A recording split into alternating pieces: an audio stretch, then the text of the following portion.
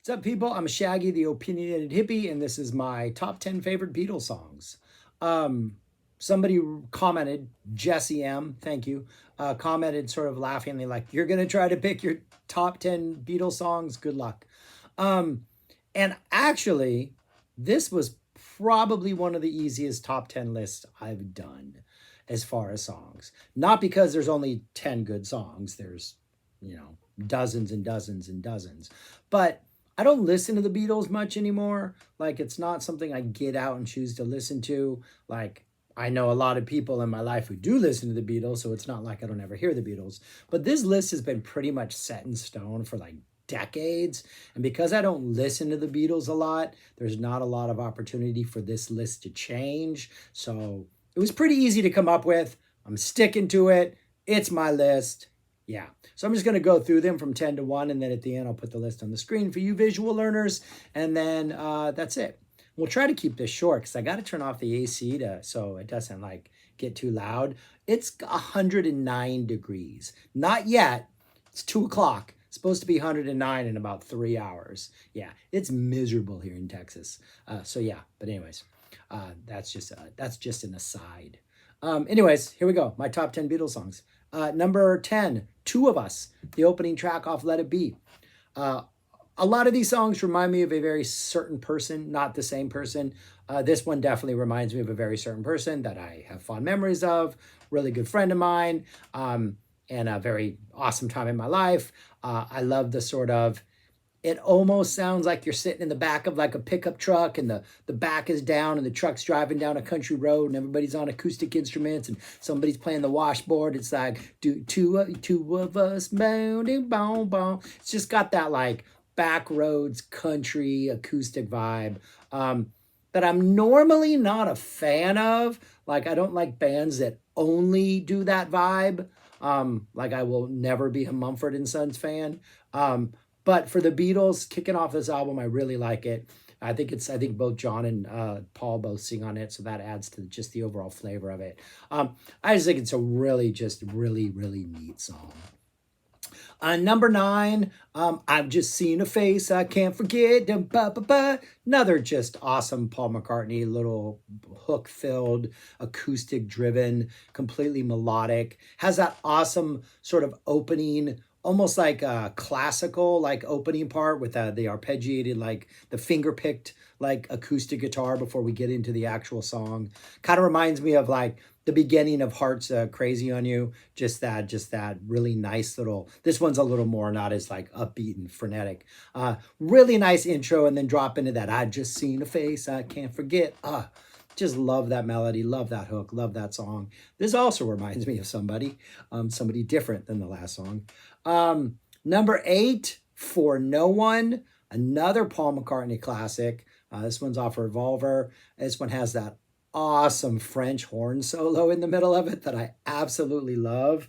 But this is a one that is like about at the end of a relationship. It's kind of a sad song, heartbreaking. The day breaks, your mind aches. She dun, dun, dun, dun, dun. I don't know the words. I'm not good with lyrics. But just another really good Paul McCartney melody, another really good song. You got that use of the French horn, which is just so fantastic.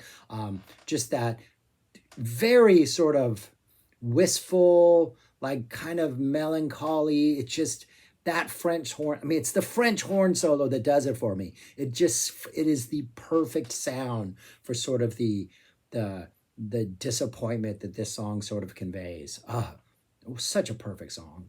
Also on Revolver, my number 7, And Your Bird Can Sing. The guitar on this is so fantastic. It's got that main riff that just feels like it's like taking off but never reaches its destination, just like this great little riff. And then it's got a rhythm guitar part that is like propelling the energy forward the entire time. And just the guitar work on this is fantastic. I love the lyrics. Just a John Lennon song. Love the whole vibe of this.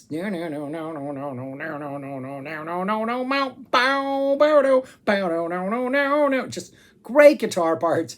Band sounds fantastic. Absolutely love this song. Yeah, a great song on a great album.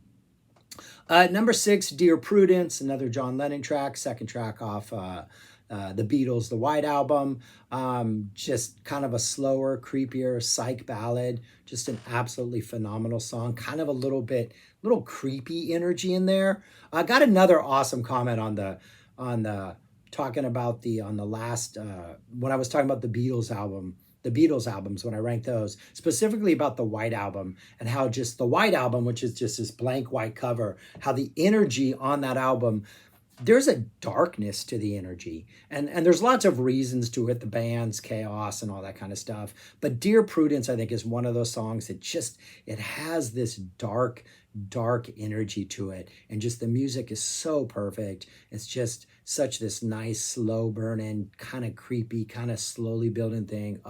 Just such a haunting, beautiful song, Dear Prudence. Number 5, In My Life, John Lennon song. Absolutely love the lyrics to this. It's about, I think it's just one of those, like, I don't know, it's about like falling in love with somebody and acknowledging that the reason you love them is because you've loved all these other people in your life. And it would be like, to have not had those experiences of love would rob how incredible the love you feel now is, and how like everything in your life has led up to this point. And it's just such a beautiful expression of like, of what I imagine is like, he must have written this for somebody like late in life. I mean, I don't know, this came out, when was In My Life? Kind of early, right?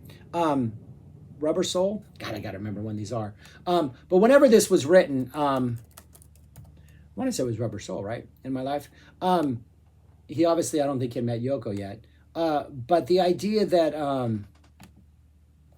your love late in life is more powerful because of all the experiences you've had before. And the lyrics to this, Rubber Soul, best capture that, I think, better than any other lyrics of any other song. It's just such a well-written little acoustic, little beautiful number. I don't think it's acoustic, but it's definitely a gentle thing, a gentle song. Yeah, that would be my number 5, In My Life. Number 4, A Day in the Life, closing on Sgt. Pepper's, awesome John Lennon song with that little whimsical Paul McCartney part in the middle, the orchestral parts, the crazy build-up, the last note that goes on for like a minute plus. Just everything about this. The lyrics, A Man Who Kills Himself. I mean, just the lyrics are dark, but just so, I don't know, again, another just perfect song by the Beatles. But again, another one of those that has both Paul and John, like both those weird oil and water kind of elements working together well, especially at this point, Sgt. Pepper's, where they were starting to like really make that divide between the two of them. Number 3, I Am the Walrus. Just those verses, man, just I am you. I mean, just that groove. It's kind of like a weird psych funk thing. The way it continues to go on, and every time they drop into a new verse, it's just like the energy, the wordplay, the psychness of it all. Yeah, just one of their best psych masterpieces of all time. Number 2, their best psych masterpiece of all time, Abbey Road's I Want You, She's So Heavy. Guitar parts are great. That little weird little jam in the middle is great. I don't know if it's really a jam, but that little instrumental section, that closing riff, the way it cuts off and ends with just a cold, leaves you just wanting more.